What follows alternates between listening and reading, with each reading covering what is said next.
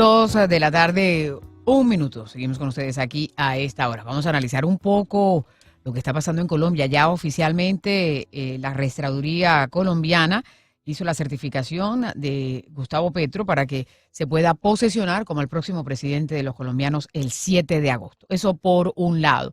Y por otro lado, parece que también el pacto histórico sigue recogiendo coaliciones y podría tener de pronto esas curules que necesita para tener el control en el Senado sobre todo y avanzar en la agenda. Vamos a saludar al doctor Omar Bula Escobar, es uno de los 100 expertos en geopolítica más influyentes del mundo, está allá en Colombia también y con él hemos estado monitoreando lo que iba a ser esta jornada que ya pasó.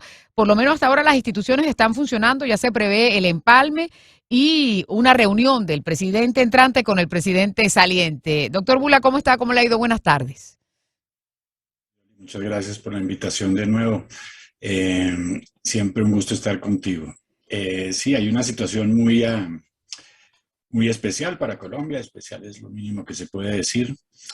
Parece, ¿no es cierto? Parecería que esas instituciones están funcionando y subrayo parecería porque las instituciones colombianas han sido afectadas enormemente durante los últimos 10 años y por ende, y hay pues obviamente testimonios claros de la población que no confían en sus instituciones. No esperemos, no quiero ser, no tengo aquí nada, ninguna evidencia, ni me preparé para ese debate, pero eh, eso es bueno. Hasta ese punto digamos que es bueno. Ahora, este es un gobierno, el nuevo gobierno de Colombia, pues trae muchos interrogantes. Como dicen ahí, el primer gobierno de izquierda, yo creo que es un poquito simplista decir que es el primer gobierno de izquierda. Eso excluye un contexto mucho más amplio de lo que está pasando en toda la región, de los intereses por fuera del país que están jalando hilos, no solamente en Colombia, hoy en Ecuador, ya lo hicieron en Chile y en otras partes.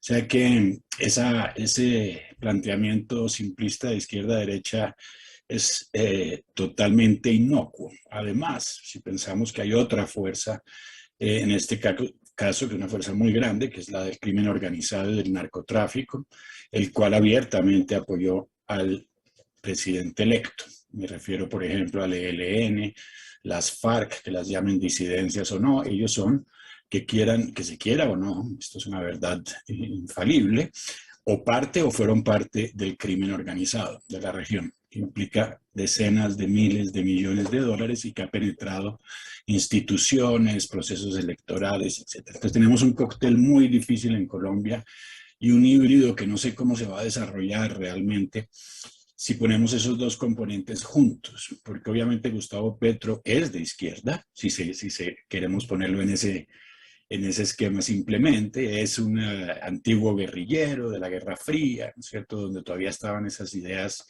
que hoy sostiene Cuba antiimperialistas, etcétera, etcétera, están un poquito obsoletas y desuetas, porque ya Estados Unidos pues sigue siendo el gran imperio, la nación más rica del mundo, pero está perdiendo su predominancia rápidamente. Y hay otros imperios que ya están muy presentes, sobre todo el imperio de la China.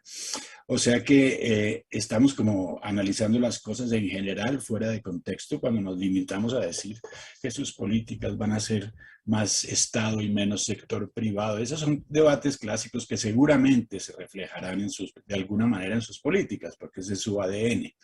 Pero está ese otro componente que a mí sí me preocupa y es cuando esto se mezcle con los intereses externos, porque uno de los, o la prioridad de Gustavo Petro en el ámbito de la agenda nacional es la del cambio climático. Uh-huh.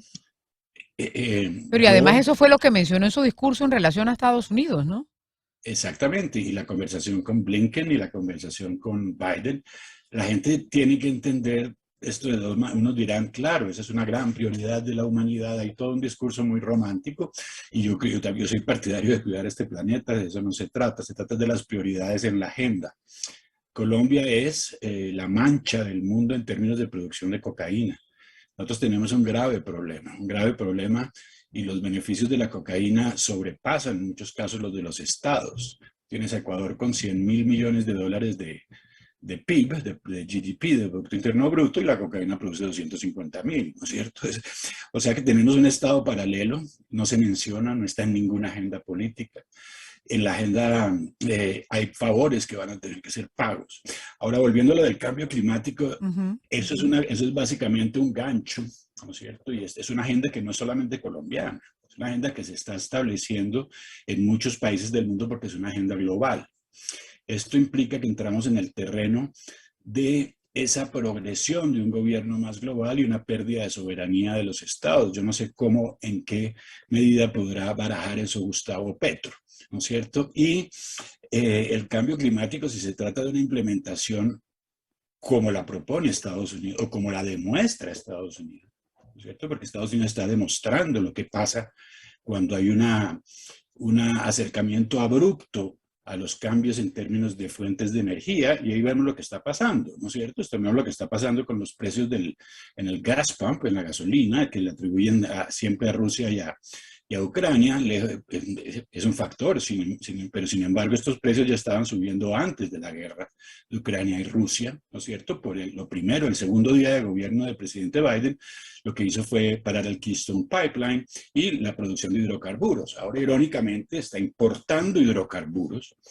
Y lo irónico ahí es que esos hidrocarburos van a ser consumidos en Estados Unidos y van a poluir lo mismo. O sea que no hay ninguna contribución No al importa cambio dónde se climático. exploten, salen de la tierra. Oh, a propósito, Y si Colombia sigue ese modelo, imagínate, nosotros no tenemos la capacidad financiera de Estados Unidos para sobrevivir a eso. ahora, doctor Bula, dos de los titulares que surgían del presidente electo es que ya se comunicó con Nicolás Maduro, que se van a restablecer las relaciones, porque hablaban de la frontera y el presidente Duque decía, la frontera no está cerrada, lo que hay es un límite de las relaciones, pero al mismo tiempo decía, y ojalá que si se restablezcan, pues que esté dispuesto a entregar a los guerrilleros que están dándole cabida ya por un lado. Por el otro lado, también ya Petro recibió como las felicitaciones de Vladimir Putin, que también tiene como unos aliados ahí en la región que son fáciles de identificar, Nicaragua, Venezuela y Cuba. ¿Eso cómo se puede interpretar?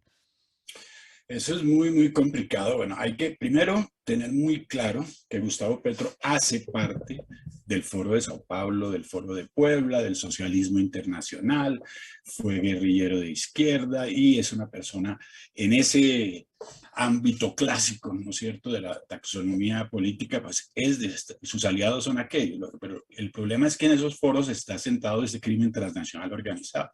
A mí me preocupa, sinceramente, como ciudadano, que una persona como Diosdado Cabello, que es la cabeza de un cartel criminal, felicite a mi presidente. A mí me preocupa estamos pasando una línea de una manera totalmente olímpica, como, sí, lo que necesitamos es la paz, etcétera, etcétera, y la paz con Venezuela, pero ¿qué pasa? Que Venezuela y Colombia son indivisibles desde el punto de vista del cultivo de droga y del comercio de droga. Colombia planta, Venezuela exporta y ahí incluimos al Ecuador también.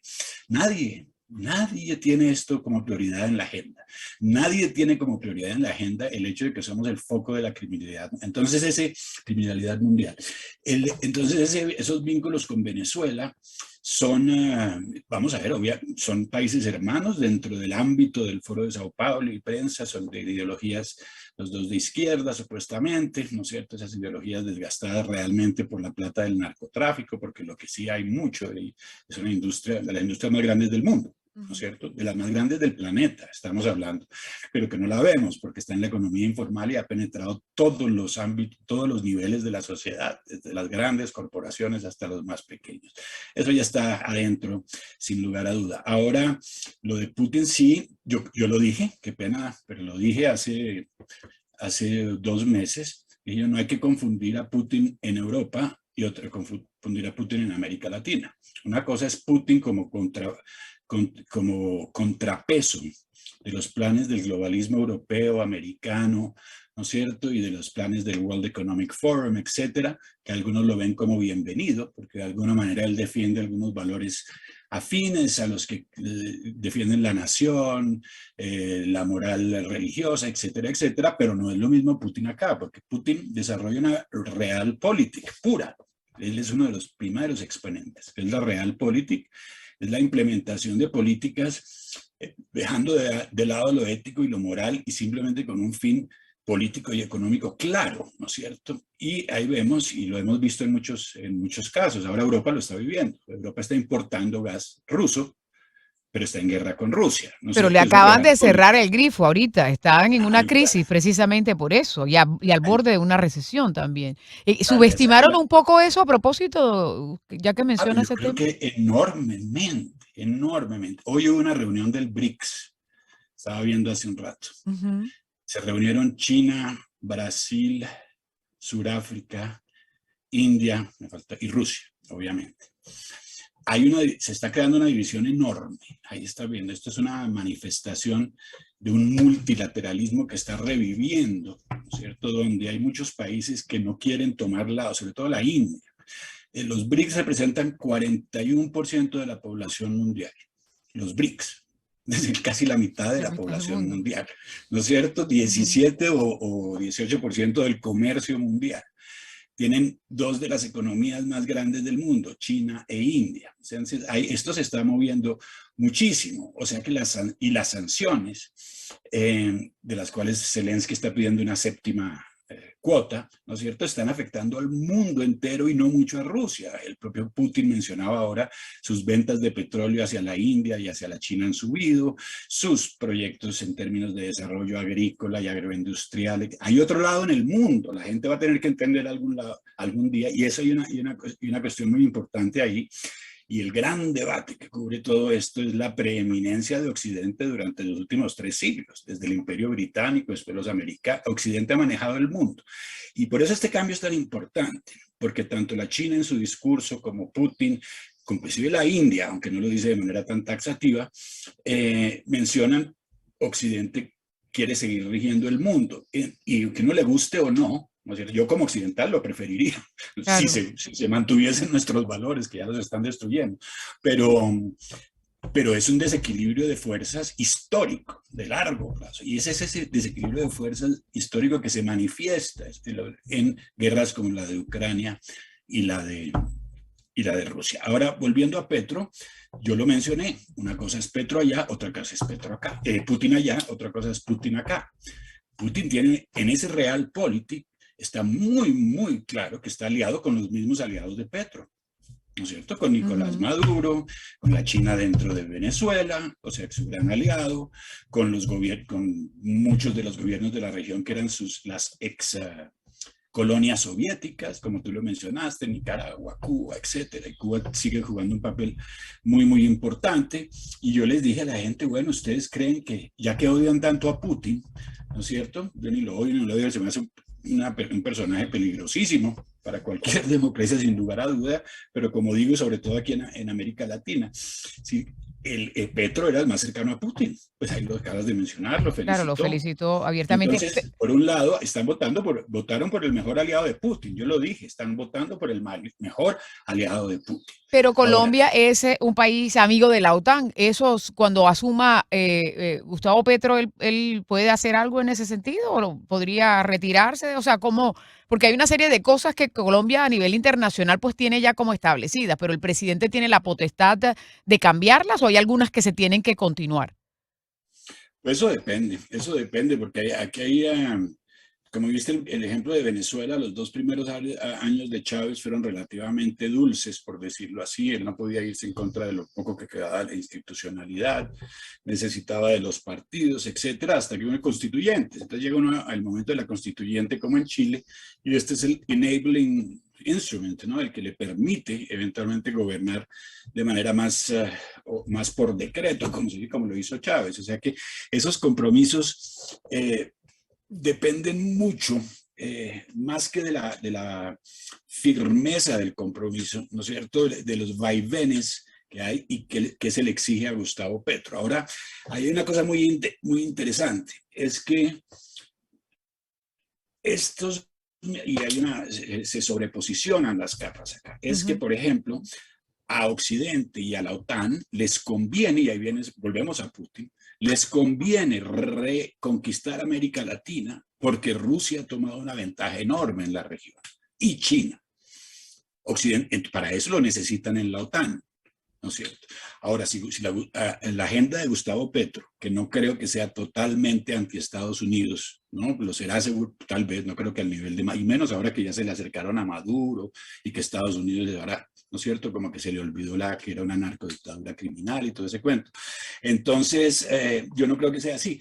Ahora, definitivamente, los acuerdos, el acuerdo que más me preocupa a mí en ese sentido, yo, la OTAN es una cosa más, yo lo veo No es como como simbólico. tan simbólico como lo que está pasando con la accesión de Ucrania a la Unión Europea, ¿no es cierto? Claro, que Están se haciendo una demora fiesta para... enorme, enorme, enorme, y eso toma 10 años. Eso no les sirve nada a los ucranianos que se están muriendo hoy, Así pero les es. encanta hacer propaganda. Y entonces, en este caso, lo de la OTAN es importante. No por ser simbólico deja de ser importante. Es importante, sin lugar a dudas, pero demuestra, es más bien el corolario de este abandono que hizo de Estados Unidos de la región durante mucho tiempo, que ahora básicamente, si nos posicionáramos en ese espectro del pasado, pues Estados Unidos perdió la región menos Brasil, ¿no es cierto? Es lo Que tiene único elecciones este año. que tiene elecciones este año. Y ahí entran estos otros intereses globalistas, también están muy, muy presentes. Aquí cuando yo sí quiero dejarlo otra vez, que el toque repetir, ya casi me aburro, pero la influencia del Foro Económico Mundial, que se refleja en la agenda de Gustavo Petro de manera directa, cuyo apoyo recibió, y la influencia del Open Society Foundations en el proceso de paz, en la política de droga, en el aparato electoral, en el movimiento de observación electoral, en universidades prestigiosas, en la prensa, está por todas partes. Entonces yo digo, es muy difícil ganar una batalla cuando se le apunta a la sombra. Yo creo que hubiera sido más estratégico, ¿no es cierto?, apuntar a las fuentes. ¿Quién es el que está viniendo desde afuera y el candidato que quiera contrarrestar esto y cree que lo puede hacer con los parroquianos, ¿no es cierto? Dentro de la parroquia, se puede olvidar de contrarrestar este movimiento. Ahora, doctor Bula, dos puntos. Uno de ellos, ¿cómo analiza usted el resultado electoral en Colombia? Porque es un país dividido, ¿no? Porque si uno suma entre los votos en blanco, los nulos y los que sacó Rodolfo Hernández con el de Gustavo Petro, que la diferencia entre los dos fue de 3,3% de acuerdo a lo que se ha contabilizado ahora. Y por otro lado, el Partido Liberal, que ya dijo que iba a formar parte del gobierno y es esa coalición que está tratando de buscar el pacto histórico. ¿Y será que Roy Barrera va a ser el presidente del Senado? Esa última pregunta sí que da susto, pero bueno. ¿Cierto? Mira, César Gaviria Trujillo se sienta, para que ustedes saquen sus propias conclusiones, se sienta en el Global Policy Forum Against Drugs, fundado ¿por quién? Por el señor George Soros. Desde hace 25 años. César Gaviria lo refleja cuando dice estoy en contra del glifosato. Básicamente el discurso de Gaviria y ya es la continuación, es decir, el sucesor de Gaviria, si uno lo quiere ver así, es Santos, pero es la misma línea. Es la misma línea. ¿Quién apoyó a Petro? Lo acabo de mencionar. ¿Y quién apoya a Gaviria? Ahí ves tú la otra capa, ¿cierto? Que tratan de definirla en términos locales de fuerzas democráticas y de quién piensa más a la izquierda y a la derecha. Son movimientos políticos estratégicos claros, ¿no es cierto? En el cual quién sale ganando el mismo. Un solo, sale ganando los mismos, ¿no es cierto? Entonces a mí esos análisis de que cuántos votos de Rodolfo se fueron y que por qué no votaron y que si dijo esto y que por eso le cambia, qué pena, pero a mí se me hace que puede ser interesante, yo no digo que no sea interesante, pero no es indicativo de una mecánica mucho más amplia que lo que está pasando aquí. No me extraña para nada. Yo creo que lo que vamos a ver ahora precisamente, Yoli, es con mucha fuerza, ya lo mencionó Inside Crime ayer, ya lo han mencionado vosotros, la legalización de la cocaína, ¿no es cierto? La cual está siendo promovida desde hace 20 años por ese foro, ¿no es cierto?, en el cual está César Gaviria, Juan Manuel Santos y muchos otros, Fernando Enrique Cardoso, Ernesto Zedillo, Richard Branson, you name it, ¿no es cierto? Ahí están. Ellos son los que promueven esta política, una política más laxa, que estamos viendo inclusive en los DAs en Estados Unidos que le están aplicando los que pone George Soros en términos de prisiones, etcétera, etcétera. Y los que proponen lo que están haciendo es un negocio gigantesco. Es que tú no te imaginas el tamaño del negocio de la cocaína legal. El tamaño de la cocaína es uno de los anestésicos, es, según la Sociedad de Otorrinolaringólogos de Estados Unidos, el mejor de los anestésicos, más que la morfina y la lidocaína. ¿Tú sabes cuál es el mercado? ¿Te imaginas el mercado de los anestésicos, no es cierto? Y eso pasó con la marihuana. Aquí empezaron a invertir en marihuana, Canadá sobre todo, que ya la legalizó, y hoy en día tenemos un mercado de 150.000 millones de dólares hacia el 2025 de marihuana, del cual Colombia solo tiene 6.000, y todo el resto lo tienen las empresas canadienses. Va a pasarlo con la cocaína, ¿no es cierto? Hay este empuje por la legalización, lejos de ser altruista y lejos de que sí puede tener eventualmente ese efecto de reducir el crimen, etcétera, pero nace por otro lado. Eso lo vemos con el alcohol en Estados Unidos, lo vemos con muchas otras cosas.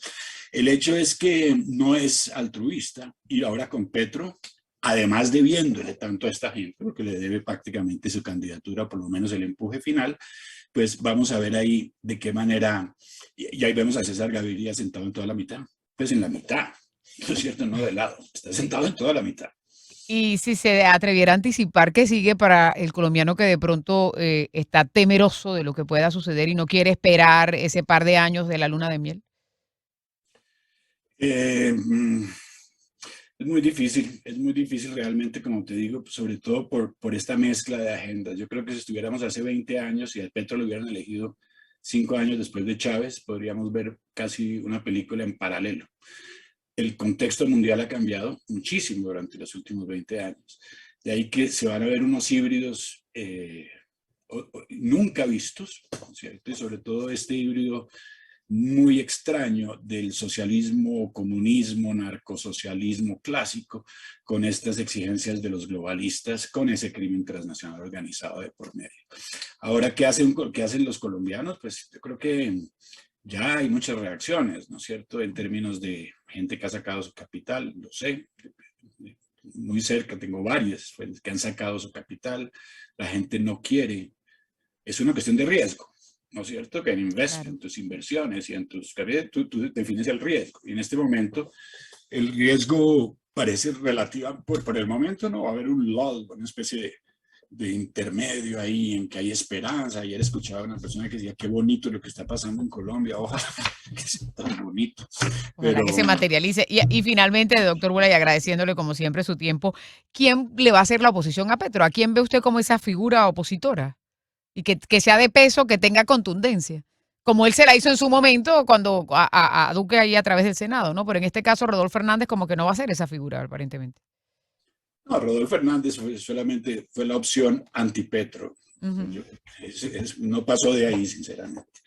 El hecho es que, y no, oposición, ¿qué oposición va a tener? No tiene ninguna fuerza política, Rodolfo Hernández. Ahora ya la tuvo ahí, y ese fue como el momento del limelight. ¡Pah! Le pusieron una luz encima que se desapareció, así como los de iPhone que desaparecen en la propaganda. Bueno, perdón, estoy un poquito irónico hoy con la cosa, pero no, sin duda alguna hay ciertos personajes. Ahora, la persona, y esto no representa un apoyo político a nadie, estoy mencionando los Sí, personajes. correcto. Que los apoyo o no es problema mío, ¿no es cierto? Ahora, No, y es la María Fernanda, pregunta, oposición es oposición, no importa si usted los apoya o no. exactamente, María Fernanda Cabal es sin duda alguna la que más conoce todo lo que yo les estoy mencionando, todo lo que tiene que ver con las fuerzas globales, con los hilos globales, etc. Pues en ese sentido, yo la considero la más idónea, porque como te dije antes, el que sigue actuando dentro de la parroquia nunca va a ganar, el que no entiende lo que está pasando por fuera. Ahora hay otros personajes que tienen mucha acogida, como Enrique Gómez, ¿no es cierto?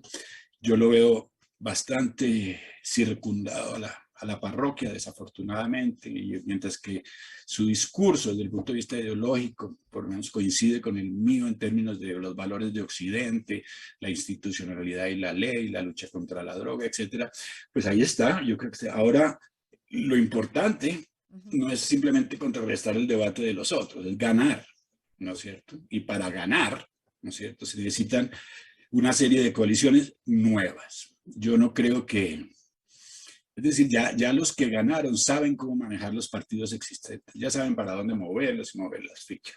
Ahora tiene que salir algo nuevo que nadie conozca y que esté inmune en gran medida a esta manipulación espantosa que hacen de nuestro proceso político.